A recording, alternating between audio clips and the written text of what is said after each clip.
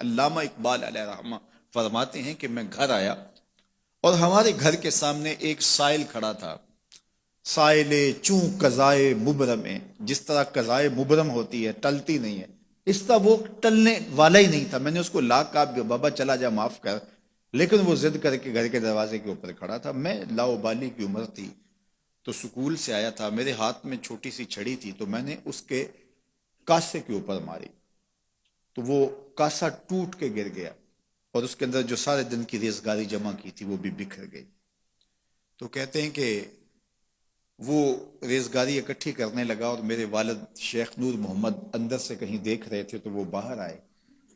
انہوں نے وہ ریزگاری اکٹھی کر کے اس کو دی اور اس کو اور پیسے دیے اور اس سے معذرت کی اور اس کو رخصت کیا اور مجھے بازو سے پکڑ کے اندر لے گئے.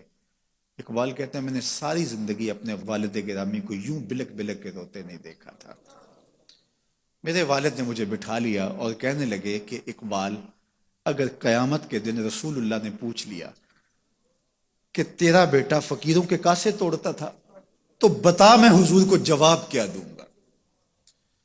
تو کہتے ہیں کہ بس وہی لمحہ میری تربیت کا تھا. بلکہ اقبال پھر ساری زندگی کہا کرتے تھے نام تو از پدر آموختم، حضور آپ کا نام، آپ کی محبت میں نے اپنے باپ سے سیکھی. یعنی حضور کا سامنا کیسے کروں گا؟ اور پھر یہ اقبال کے کلام میں آخر تک یہ چیز آتی ہے کہ کیسے حضور کا سامنا ہوگا.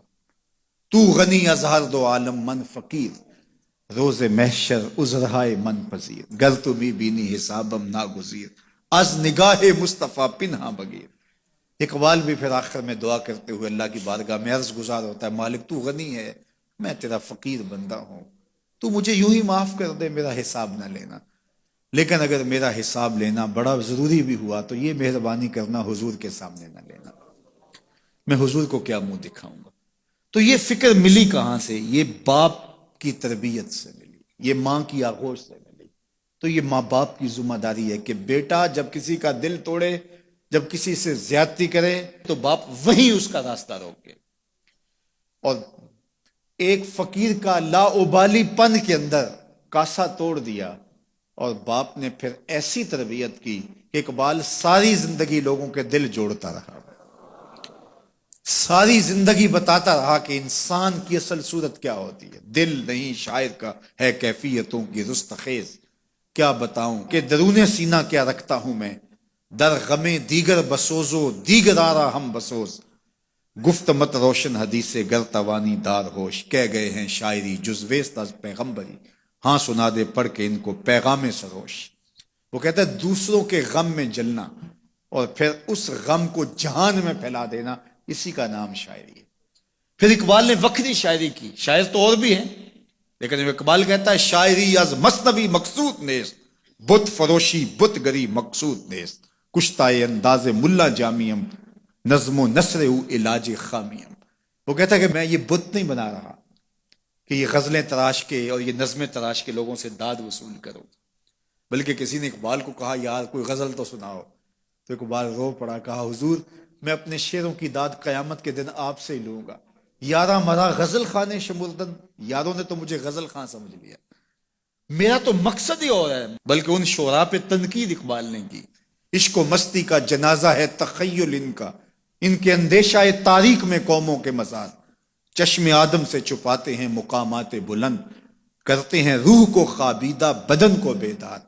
ہند کے شاعر و صورت گرو افسانہ نویس، آہ بیچاروں کے اعصاب پہ عورت ہے سوار.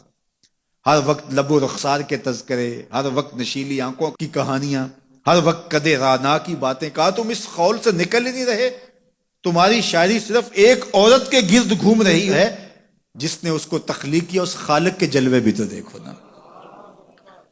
تو اقبال پھر اقبال بنتا ہے اور اس کو یہ شعور، یہ آگہی، یہ نور ملتا کہاں سے ہے؟ یہ باپ سکھاتا ہے. باپ کے بعد پھر مولوی میر حسن ملتا ہے جو استاد اقبال کو اقبال بنا دیتا ہے. تو یہ ماحول انسان کو سکھاتا ہے. تو میں اور آپ دیکھیں کہ ہم اپنی اولاد کو کیا دے رہے ہیں. تو کبھی بھی اپنی اولاد کو اس کی اجازت نہ دیں کہ وہ کسی کمزور پر ظلم کرے. جب کمزور پر آپ کی اولاد ظلم کرتی ہے، زیادتی کرتی ہے، تو پھر وہ بڑی ہو کر کے ظالم بنے گی، جابر بنے گی۔